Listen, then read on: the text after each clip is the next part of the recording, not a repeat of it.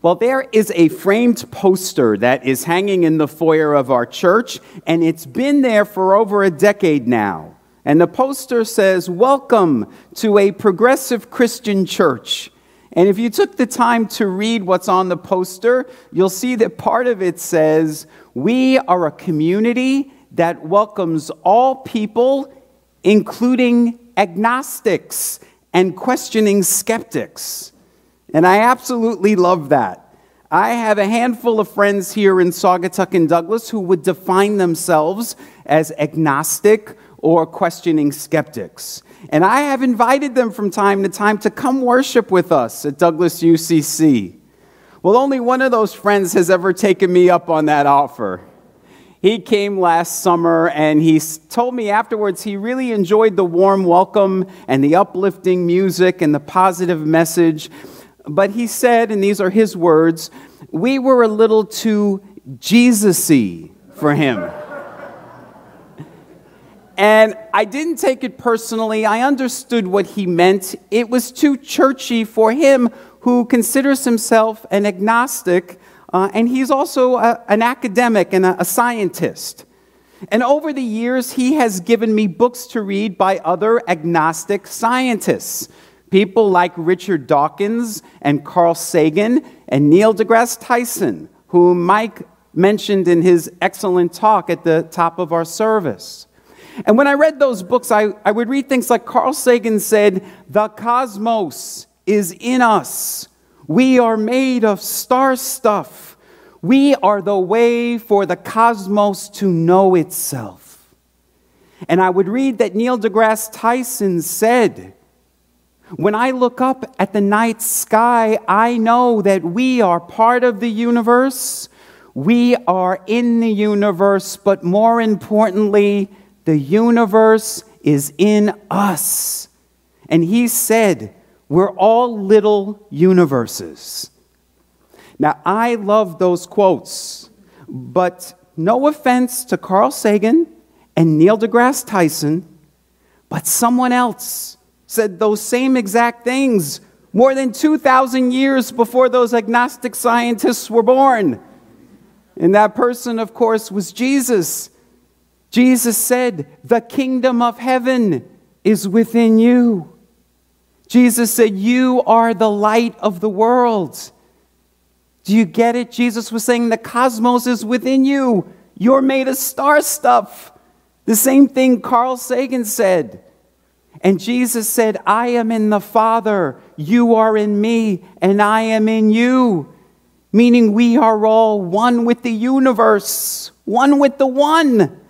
The same thing Neil deGrasse Tyson said. So my agnostic scientist friend loves Carl Sagan and Neil deGrasse Tyson, but is dismissive of Jesus, even though Jesus said the same thing 2,000 years before them.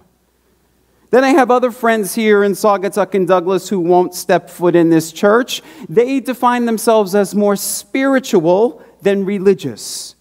And one of them is a friend who practices yoga almost every day. And she tells me it makes me feel so centered and so light. And I shared with her that that's how I feel after prayer and meditation. And I shared with her that the word yoga comes from the word yoke, which is the word that Jesus used to describe union with God. And that is the purpose of yoga and prayer and meditation, to become yoked with God, to become one with the one. And she said to me, "Well, no, I am not praying to some old man up in the clouds." And I said, "Neither am I." And I think it really took her by surprise. Now, she would never step foot in a Christian church, but she loves going to these motivational seminars, these workshops that talk about the meaning and purpose of life and discovering the authentic self. That was the message of Jesus 2,000 years ago. Jesus came to teach us to deny the self, to die to the false self, so that we can awaken the true self, the authentic self, the divine self. That was his message. Now, my friend can hear that message by a motivational speaker on Oprah Winfrey's TV network, and it resonates with her deeply. But she cannot hear it coming out of the mouth of Jesus. She recently gave me a book. It's a New York Times bestseller by one of these motivational speakers, and it's called The Universe Has Your Back. And as I read the book, it says things like, the universe has shaken you to awaken you. The universe is always for you, never against you. And the universe is always in constant communication with you. And I said to her, that's God. The universe is God. What I was trying to say was that what she experiences in yoga and calls the universe, I experience in prayer and I call God. We're really talking about the same thing. She and I and my scientist friend, all three of us are talking about the same thing, the same presence and power. We're just using different words for it. And I understand why the word God is problematic for some people and why people don't want to hear from Jesus. Because the Christian church in our lifetime has done a very bad job about teaching us this wisdom. Many of the agnostic scientists, the spiritual but not religious people, think that we as Christians believe in hocus pocus and that we are not grounded in reality and science.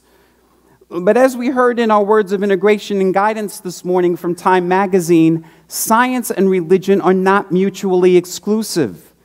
They're two halves of the same whole. We need them both. They're both the way that we understand the awe and wonder of the cosmos.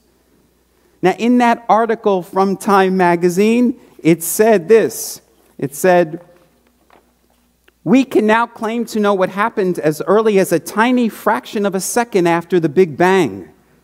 But science can never answer why the universe came into existence and why life started. That's what we as Christians, as people of faith, are all about. We're about the why, and we call the why God. Now, when Jesus instructed us to pray to God, he said what we know now as the Lord's Prayer, which begins, Our Father who art in heaven. But you know, I've told you this before, Jesus spoke Aramaic, and that's a very bad translation. Aramaic scholars, they have taken those words and brought it back to the original Aramaic. And what Jesus was really saying was not Our Father who art in heaven, but O birther of the cosmos who dwells within us. That's what those words mean. Jesus was teaching us how to pray that way, that prayer was about becoming one with the one, remembering our oneness with all that is, with the cosmos that dwells within us. Same thing Carl Sagan said, and Neil deGrasse Tyson said, and science has proved 2,000 years later. Jesus said it first. Now, Jesus discovered this within himself, and he was able to manifest it in a way that he could then heal people and work miracles. And that is why we call him the Christ. Now, this is confusing for a lot of people. I've shared it with you before, but it's important to hear again. Christ is not Jesus' last name. Jesus and Christ are two different things. The Christ, as we heard in our readings from Psalms and the reading from Colossians, which Lynn read for us, Christ existed at the beginning of time. At the Big Bang, when everything was birthed into existence, there was the Christ. Jesus was a human being 2,000 years ago who discovered the Christ within him. He became one with it. And he made it his purpose in life to help us discover it within ourselves so that we could do it too. That's what he said. And Jesus wasn't the only spiritual teacher to teach us this. The Sufi poet Rumi said, "The universe is not outside of you. It is within you." And he said that in the 13th century. And Black Elk, the Native American spiritual teacher, said, "At the center of the universe dwells the Great Spirit, and that center is within each one of us." So I want to go back to Neil deGrasse Tyson. In his book, he said, and Mike referred to it in his talk, he said, when most people look up at the stars, they feel small because the universe is so big. He said, but when I look up at the stars, I feel big because I know that my atoms come from those stars. We are one with the one. That's what he was saying. And that, to me, is what Jesus was saying. And that's the purpose of prayer. The purpose of prayer isn't to talk to some old man who lives up in the clouds and to beg him to work favors for us. The purpose of prayer is to look at awe and wonder at the cosmos and to recognize the truth of my being, to understand my magnificence, to become one with that presence and that power. That's what Jesus was trying to teach us. He wasn't trying to say, I'm the only one, worship me. He was saying, I want to teach you to experience this as well, that you are part of this magnificence. I want you to awaken to the wonder that you are.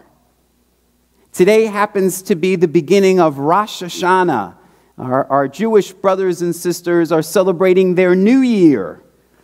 And this is a time for them to remember their oneness with God, to remember who they really are, the truth of their being.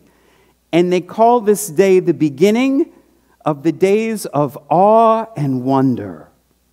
I love that.